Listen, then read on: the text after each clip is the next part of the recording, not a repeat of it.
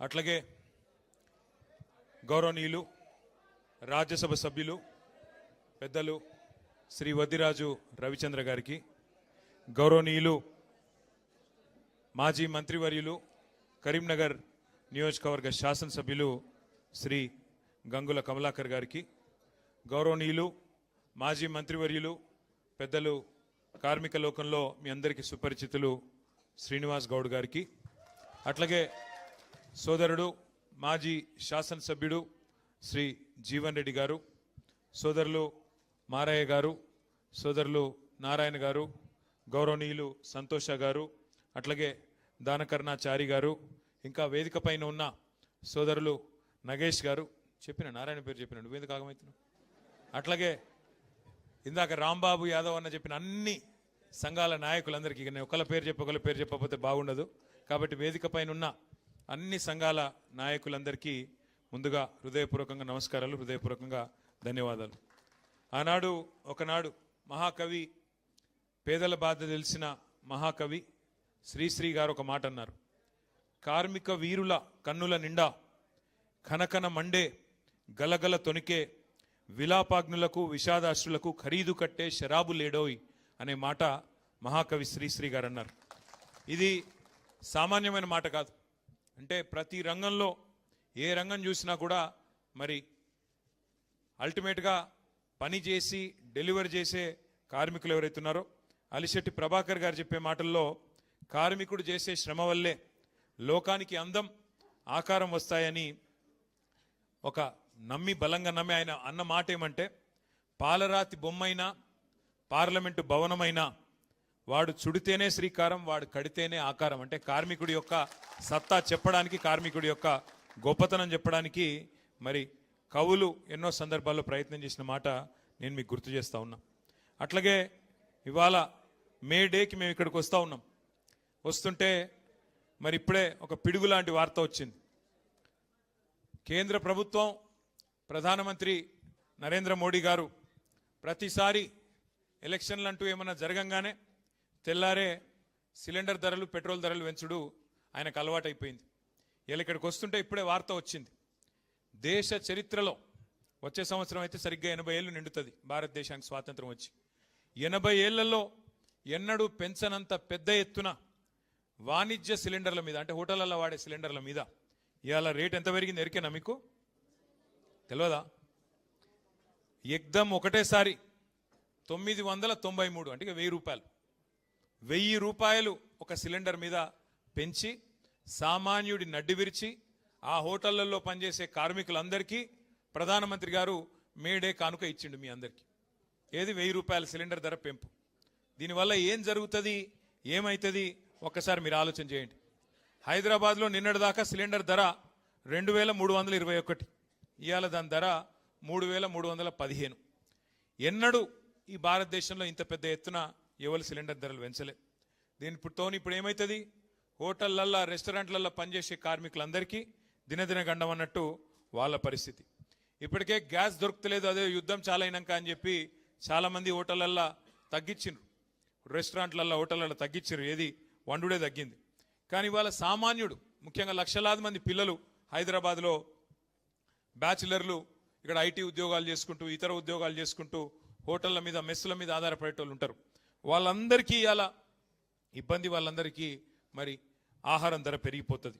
అట్లాగే కేవలం వాణిజ్య సిలిండర్లు మాత్రమే కాదు, 5 కిలోల చిన్న సిలిండర్ల మీద కూడా ధర పెంచిండ్రు. 261 రూపాయలు దాని మీద కూడా పెంచిండ్రు.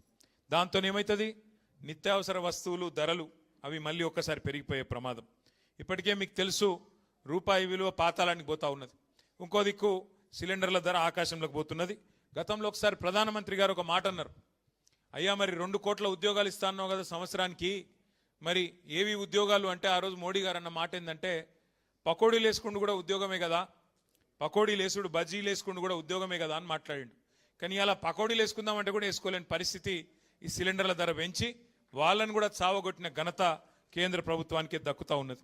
అట్లాగే ఇంకొక మాట కూడా మనం ఈ సందర్భంగా విజ్ఞప్తి చేయాలి. ఇది మీకు ఎందుకు చెప్తా ఉన్నా అంటే, సాధారణంగా ఎన్నడూ ఏ ప్రభుత్వం చేయలేదు ఇట్లాంటి పని, ఇవాళ ఈ కేంద్ర ప్రభుత్వం చేస్తూ ఉన్నది.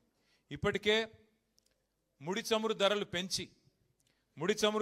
పెంచి దాని మీద సెస్సులని తుస్సులని ఇంకోటని వేసి 65 రూపాయలకు దొరికేదాన్ని ఇప్పుడు దగ్గర 110 125 రూపాయలకు పెంచినారు పెట్రోల్ డీజిల్. దాంతో రేట్లు అన్నీ పెరిగినాయి. మళ్ళీ ఇప్పుడు సిలిండర్ కూడా పెరిగితే సామాన్యుడు బతికేది ఎట్లా? మరి ఇక దేవుణ్ణి నమ్ముకొని దేవుడి మీద భారం వేసి బతకాలన్నా ఏం చేయాలా కేంద్ర ప్రభుత్వం ఆలోచించాలా, మరి ఏ రకంగా పోరాటాలు చేయాలా మనం కూడా ఆలోచన చేయాల్సిన అవసరం ఉంది మే డే రోజు. కానీ ఒకటి మాత్రం వాస్తవం, ఈరోజు కేసీఆర్ గారి నాయకత్వంలో మనం గత 10 ఏళ్ళు ఏ ప్రభుత్వాన్ని అయితే ముఖ్యంగా పేదలకు హితంగా నడిపినాము, ఎక్కడ చూసినా ఉత్తరము దక్షిణము తూర్పు పడమర 4 దిక్కుల భారత కార్మిక విభాగం కలిసి మెలిసి కష్టపడుతూ నిర్మాణం చేసిన అద్భుతమైన నిర్మాణాలు ఇవాళ మీకు కనబడతాయి. హైదరాబాద్లో తెలంగాణలో 10 ఏళ్ల తెలంగాణ ప్రస్థానంలో రాళ్ళెత్తిన కూలీలకు రక్తం రంగరించిన కార్మికులకు సదా రుణపడి ఉంటామని చెప్పి శిరస్సు వంచి హృదయపూర్వకంగా మీ అందరికి నేను విజ్ఞప్తి చేస్తా ఉన్నా. ఉద్యమ తెలంగాణలోనూ మీరు మాకు వెంట నడిచినారు, అట్లాగే ఉద్ధృత ప్రగతి ప్రస్థానంలో కూడా మీరు మా వెంట నడిచినారు. మరి ఉజ్వల తెలంగాణలో కూడా మీరు మా వెంట నడవాలని చెప్పి కూడా హృదయపూర్వకంగా మిమ్మల్ని ప్రార్థిస్తా ఉన్నా. తెలంగాణ సంపద పెంచి దేశం ముందు సగర్వంగా నిలబడే విధంగా మరి నిలబెట్టిన ప్రతి కార్మిక సోదరికి సోదరుడికి సలాం తెలియజేస్తా ఉన్నా. మా జిహెచ్ఎంసి నుండి వచ్చిన మా ఆడబిడ్డలందరూ ఇక్కడ ఉన్నారు. బహుశా నాకు తెలిసి భారతదేశ చరిత్రలో ఏ ముఖ్యమంత్రి గారు కూడా ఈ శ్రమజీవుల విలువని శ్రమజీవుల వారు చేస్తున్న కాంట్రిబ్యూషన్ను కేసీఆర్ గారు గుర్తించిన వాళ్ళు లేరు. సఫాయి అన్నా నీకు సలాం అన్నా అన్న ముఖ్యమంత్రి బహుశా భారతదేశంలో ఒకే ఒక్కడు మన కేసీఆర్ గారు. కేవలం మాటలతో సరిపెట్టకుండా కేసీఆర్ గారి నాయకత్వంలో జిహెచ్ఎంసీలో బ్రహ్మాండంగా వారందరూ అడగకపోయినా వేతనాలు పెంచిన రోజులు మీకు గుర్తున్నాయని చెప్పే నేను అనుకుంటా ఉన్నా. మరి 2.5 ఏళ్ళు ఏమవుతుందో నాకంటే బాగా మీకే ఎరక. ఇక నేను చెప్పను, మీకే తెలుసు ఏం చేస్తున్నారు, ఏం చేయలేకపోతున్నారు. ముఖ్యమంత్రి గారు మున్సిపల్ మంత్రి ఇప్పుడు, కానీ ఆయన ఏం మాట్లాడుతున్నారు ఎరికేనా? మా హైదరాబాద్లో 5,000 ఆటోలు ఉన్నాయి, వాళ్ళు సాఫ్ సఫాయి చేస్తున్నారో చేస్తలేరో, ఆటోలు తిరుగుతున్నాయో తిరుగుతలేవో నాకు తెలియదు. ఏది ముఖ్యమంత్రి గారు మున్సిపల్ మంత్రి ఆయన చెప్తున్నాడు వాళ్ళు చెత్త తీస్తున్నారో లేదో నాకు తెలియదు. గంత తెలియని పరిస్థితులు ఉన్నాడు ముఖ్యమంత్రి. నాకు అర్థం కాదు, మీరు చేస్తున్న కష్టం కనబడతలేదా? అంటే శ్రమను గుర్తించే ముఖ్యమంత్రికి, గౌరవించే ముఖ్యమంత్రికి, మీ శ్రమ విలువ తెలియని ముఖ్యమంత్రికి తేడా ఏందో కేసీఆర్ గారిని రేవంత్ రెడ్డి గారిని చూస్తే మీకే అర్థమవుతుందనే మాట కూడా నేను మీకు ఈ సందర్భంగా విజ్ఞప్తి చేస్తా ఉన్నా. ఇవాళ కేసీఆర్ గారి నాయకత్వంలో మిమ్మల్ని భాగస్వాములుగా చేసుకుంటూ ముందుకు నడిచినాం. మీకు యాదికుండాలి, కరోనా వచ్చినప్పుడు ఎట్లాంటి పరిస్థితి ఉండే దేశంలో, గందరగోళం ఎక్కడికక్కడ. అసలు ఎన్నడూ జీవితంలో చూస్తాం అనుకోని దృశ్యాలు చూసినాం. 100 కిలోమీటర్లు పిల్లను పాపను సంకలెత్తుకొని ఒక సూట్ కేసు మీద కూర్చోబెట్టుకొని బస్సు దొరకపోతే, రైళ్లు లేకపోతే, లారీలు కూడా బంద్ అయితే నడుచుకుంటూ పోయిన రోజులు ఒక్కసారి గుర్తు తెచ్చుకోండి. కొంతమంది ఇక్కడి నుంచి బీహారు ఒరిస్సా ఎక్కడెక్కడో 100 కిలోమీటర్లు పోయినారు. ఆ రోజుల్లో మరి భారతదేశంలో అయ్యా మేము మా ఊరికి పోతామంటే కేంద్ర ప్రభుత్వం వారు రైల్లో కూడా ఛార్జీలు పెట్టినారు. రైలు వేసిండ్రు కానీ ఆ రైళ్ళకు కూడా ఛార్జీలు. భారతదేశంలో ఒకే ఒక్క నాయకుడు కేసీఆర్ గారు ఆ ఇతర రాష్ట్రాల నుంచి వచ్చిన కార్మికులను కూడా కడుపులో పెట్టుకొని చూసుకొని వాళ్లకు జేబులో ఒక 1000 రూపాయలు పెట్టి భోజనం పెట్టి చీఫ్ సెక్రటరీని డీజీపీని రైల్వే స్టేషన్కు పంపించి వాళ్లకు జెండా ఊపి మీరు మీ ఊర్లకు వండి బిడ్డ మళ్ళా మెల్లగా తిరిగి రండి, మంచిగా తిరిగి రండి, భద్రంగా పోయి భద్రంగా రండి అని చెప్పి వాళ్లకు ఫ్రీగా రైల్లో పంపించిన నాయకుడు ఒకే ఒక్కడు కేసీఆర్ గారు. ప్రైవేట్ స్కూల్ టీచర్లను కూడా ఆదుకున్న నాయకుడు కేసీఆర్ గారు. ఒక్క మాట గుర్తు తెచ్చుకోవాలని చెప్పి నేను కోరుతా ఉన్నా.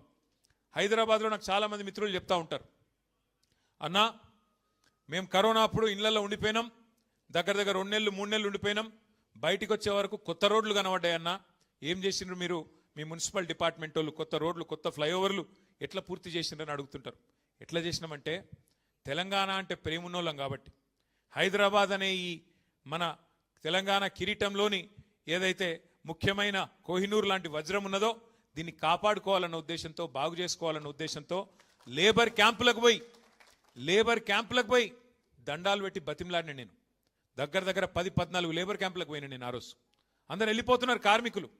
పాపం ఆ రోడ్లేసే రంగంలో పనిచేసే కార్మికులు ఎవరైతే ఉంటారో భవన నిర్మాణ రంగంలో వారు వెళ్ళిపోయే పరిస్థితి, భయపడుతున్నారు. బతుకుంటే బల్సాకు తినొచ్చు, ఈ కరోనా వచ్చింది మా భార్య పిల్లల దగ్గర పోతామని చెప్పి ఇతర రాష్ట్రాల వాళ్ళు పోతుంటే దండం పెట్టి బతిమ్లాడి అన్నా పోవద్దని చెప్పి 2 రెట్లు 3 రెట్లు వాళ్ళ జీతాలు పెంచి మళ్ళా మనకి ఇటువంటి మోక దొరకది. హైదరాబాద్లో పనిచేసేందుకు రోజు నార్మల్గా అయితే 5-6 గంటలకు మించి దొరకది, రాత్రి 12 నుంచి పొద్దున 6 వరకే. కానీ ఈ టైంలో మొత్తం అన్ని రోడ్లు ఖుల్లా ఉన్నాయి, మైదాన్ సాఫ్ ఉన్నది, జల్దీ చేద్దామని చెప్పి కాంట్రాక్టర్లను ఒప్పించి మొత్తం వర్కర్లను ఒప్పించి పెద్ద సంఖ్యలో దగ్గర 20-30 కొత్త రోడ్లు నిర్మాణం చేసిన ఘనత మన ప్రభుత్వాన్ని. అయితే వాటికి చెమట చిందించింది ఆనాడు మన కార్మిక సోదరులనే మాట కూడా నేను మీకు గుర్తు చేస్తా ఉన్నా.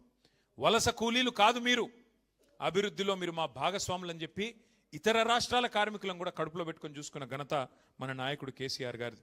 కానీ ఇవాళ ఏం పరిస్థితి ఉన్నది ఒక్కసారి ఆలోచన చేయండి. కాంగ్రెస్ ప్రభుత్వం వచ్చింది, అడ్డగోలు హామీలు ఇచ్చింది. ఆ రోజు కేసీఆర్ గారేమో పొరుగు రాష్ట్ర కార్మికులను కూడా కడుపులో పెట్టుకొని చూసుకుంటే ఇవాళ Srisailam left bank canal SLBC tunnel కుప్పగూలి సొరంగం కుప్పగూలితే కనీసం అందులో కార్మికుల శవాలను కూడా గుర్తించలేని దుస్థితిలో ఉన్నది ఈ ప్రభుత్వం. కార్మికుల శవాలను కూడా కనీసం వాళ్ళ కుటుంబాలకు అప్పజెప్పలేని దుస్థితిలో ఇవాళ ఈ ప్రభుత్వం, రేవంత్ రెడ్డి గారి ప్రభుత్వం ఉన్నది. అది కుప్పగూలుడు కూడా ఎట్లా కూలింది? ఈ ప్రభుత్వం యొక్క అవినీతి వల్ల, ఈ ప్రభుత్వం యొక్క అసమర్థత వల్ల, కేవలం వీళ్ళ చాతగాంతనం వల్లనే జరిగింది తప్ప ఇంకోటి కానీ కాదు. అట్లాగే సంగారెడ్డి జిల్లాలో సిగాచి అనే పరిశ్రమ, అక్కడ పెద్ద ప్రమాదం సంభవించి మరి దాదాపు 55-60 మందో కార్మికులు సజీవ దహనమైతే పట్టించుకున్న నాదుడు లేడు. ముఖ్యమంత్రి గారు ఒక పత్రికా ప్రకటన మాత్రం ఇచ్చిండు, ₹1 కోటి నష్టపరిహారం ఇస్తా అన్నాడు. కానీ ఇంతవరకు ఒక్క కార్మికుడు కూడా ₹1 కోటి రాలేదు. ఇది వాస్తవం. కానీ ఇప్పటి వరకు ఒక్క మంత్రి కానీ ఒక్క ప్రభుత్వంలో బాధ్యుడు కానీ స్పందించిన పరిస్థితి లేదు. కేవలం మాటలతో, కంటి తుడుపు చర్యలతో ఇవాళ సిగాచి మరి వాళ్ళని కూడా పక్కన పెట్టినారు. అన్నిటికన్నా ఘోరం ఏంటంటే వలస వచ్చి బతుకుదేరు కోసం ఇక్కడికి వచ్చిన, నగరానికి వచ్చిన కూలీలు కార్మికుల ఇండ్ల మీదకి బుల్డోజర్లు పంపిస్తున్నాడు. ఇప్పుడే మా శ్రీనివాస్ గౌడన్న యాద్ చేస్తున్నాడు.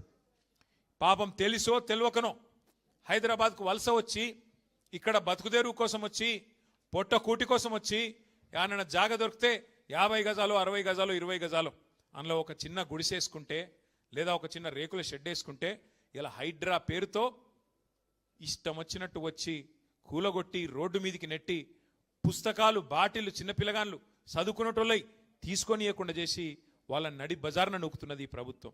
అందుకే నేనంట ఈ ప్రభుత్వం, కాంగ్రెస్ ప్రభుత్వం కట్టే కొట్టే తెచ్చే అన్నట్టు చెప్పాలంటే ఏమున్నది గర్వకారణం? ఈ ప్రభుత్వం చూస్తే కూల్చివేతలు, ఎగవేతలు, పేల్చివేతలు అన్నీ ఎగ్గొట్టుడేనాయి. ఏమన్నాడు అన్నాడు రేవంత్ రెడ్డి గారు? 420 హామీలు ఇచ్చిండు. అత్తలకు 4000, కోడళ్లకు 2,500 చెప్పిండా లేదా? ఒక్క అత్తకు పడ్డాయా 4000? ఒక్క కోడల పిల్లకు పడ్డదా 2,500? మొన్న ఈ మధ్య నేను సూర్యాపేట పోయినా. మా నాయకుడు ఒక సోదరుడు, మా కార్యకర్త కొత్తగా పెళ్లి చేసుకుంటా ఒక నెల ఆలస్యంగా పోయినా. ఎందుకంటే పెళ్లి అయింది, ఒక నెల అయినాక పోయినా. నేను అప్పుడు పెళ్లికి పోలేను కాబట్టి ఇంటికి పోయినా. ఇంటికి పోగానే ఛాయ్ దాపిచ్చిర్రు, చల్ల మన నీళ్ళు ఇచ్చిర్రు, ఛాయ్ దాపిచ్చిర్రు. బాగున్నావా తల్లి అన్న ఆ పెద్ద మనిషిని. ఎవరు? మా నాయకుడి అమ్మగారిని. ఏం బాగున్నా కొడుక? ఏం బాగలేనన్నది. అగో ఏమైందమ్మా అని నేనంటే, అంటే ఇక కోడలి పిల్ల వస్తుంది, నెలకు 2,500 వస్తాయి అనుకున్నా, కోడలు వచ్చింది కానీ ఏం రాలే అన్నది. ఇది ఎక్కడ బాధ? నేను కోడలి పిల్లని చూస్తే ఆ పిల్ల ఇంకా గడుస్తున్నది. ఆ అత్త నువ్వు కూడా 4,000 వస్తాయి అనుకున్నావు, నీకేమైనా నచ్చినాయా అని ఆమె అన్నది. ఇప్పుడు రేవంత్ రెడ్డి వల్ల అత్త కోడల పంచాయతీలు కూడా మోపోయినాయి. అంటే ఎంత దౌర్భాగ్యపు పరిస్థితి అంటే 100 రోజుల్లోనే 6 గ్యారంటీలు, 100 రోజుల్లోనే మొత్తం చేస్తా. ఎలక్షన్లకు ముందేమో దాన వీర శూర కర్ణ, ఎలక్షన్లు అయిపోయినాకనేమో కుంభకర్ణ. మర్చిపోయిండు. ఆగం. అడిగినాం అనుకో గట్టిగా, ఏమయ్యా రేవంత్ రెడ్డి గారు మరి ఇన్ని నరికితీవి కదా, ఆశాలకు 18,000 అంటివి, ఆశ చూపెడితివి, అందరికి ఏమేమో చెప్తివి, ఏమన్నా చేసినావో ఒక్కటన్నా చెప్పు ఏం సంగతి అంటే, ఎంత కండలు తిరిగిన వస్తాదైనా 3 నెలల పిల్లలు పుడితిస్తాడా? ఇది ముఖ్యమంత్రి నోట్లకెళ్ళి వచ్చే మాటనా? ఇది మాకు తెలియదా? 3 నెలల పిల్లలు పుట్టరని మనకు తెలియదా? ఎవరి కింద కూర్చున్న వాళ్ళకి ఎవరికి అర్థం కాదా? ముఖ్యమంత్రి నోట్లకెళ్ళి వచ్చే మాట. మరి ఎవడు చెప్పమన్నాడు నిన్ను? 90 రోజుల్లో చేస్తా, 99 రోజుల్లో చేస్తా. బాండ్ పేపర్లు ఎందుకు రాసిరు? జేమ్స్ బాండ్ లెక్క. మీ ఆయన చెప్పిండు కదా డిప్యూటీ సీఎం, భద్రంగా పెట్టుకోండి కార్డులు, భద్రంగా దాచిపెట్టుకోండి 90 రోజులు. మా వాళ్ళు వస్తారు, ఇప్పుడు ఎడబెట్టుకోవాలి మరి కార్డులు. ఏం చేసుకోవాలి కార్డులు? అంటే కమల్ హాసన్ మించిన యాక్టింగ్లు చేసిరు ఎలక్షన్లకు ముందేమో. ఇప్పుడేమో ఏమైనా అంటే 3 నెలల పిల్లలు పుట్టిస్తారా ఎవడన్నా అని మాట్లాడుతుండు. అయ్యా రేవంత్ రెడ్డి గారు మాకు కూడా తెలుసు 9 నెలలకు పిల్లలు పుడతారు. కానీ నేను అడుగుతున్నా 3 నెలలు ఎప్పుడో అయిపోయింది, 30 నెలల్లో పడ్డది. మరి 30 నెలలకు కూడా పిల్లలు పుట్టకపోతే నిన్నేమనాలి మరి? నేను అనలే సుమా మళ్ళేమనంటే నీ మీద నా మీద కేసు పెడతా. అంటే ఇంత చిల్లర మాటలు, ఇంత లేఖి మాటలు బహుశా ఈ భారతదేశ చరిత్రలో ఏ ముఖ్యమంత్రి ఎన్నడూ మాట్లాడలే. గన్ని గలీజు మాటలు గట్టిగా అడిగినావు అనుకో, ఏమైనా ఆశాలకు జీతం పెంచుతా అంటే ఏం సంగతి అంటే నీ లాగుల తొండలు ఇడిచిపెడతా. రుణమాఫీ అంటివి కదరా నాయన ఏం చేస్తేవి అంటే నీ గుడ్లు వీకి గోటిలాడతా. ఇంక గట్టిగా అన్నావు అనుకో, మా ఆర్టీసీ కార్మికుల అపాయింటెడ్ డే ఏమాయ్ పాపంగా శంకర్ గౌడ్ పెద్ద మంది చచ్చిపోయిండు, నువ్వు అబద్ధం చెప్పిన దానికి అంటే పేగులు తీసి మెడలేసుకుంటా. గివా మాటలు. ఇంకా ఇక ఎంత దిగజారి మాటలు అంటే, ఇప్పుడు నేను అడుగుతా ఒకటి, కష్టపడి పనిచేసే వాళ్ళందరికీ ఒకటి తెలుసు. ఏమిటిది? లోపల మనం వేసుకున్న బనీనికి పొక్క ఉన్నా మీదికెళ్ళి అంగి మాత్రం కడకేసుకొని ఉండాలి. ఎందుకు? బయటికి పోతే పతారి ఉండాలి కదా. బయటికి పోతే ఎవడన్నా మార్కెట్లో మళ్ళీ మనకు గిరాకు ఉండాలి, పతారి ఉండాలి, ఎవడన్నా అప్పించోడు ఉంటే అప్పియాలి. కాబట్టి లోపలేమున్నా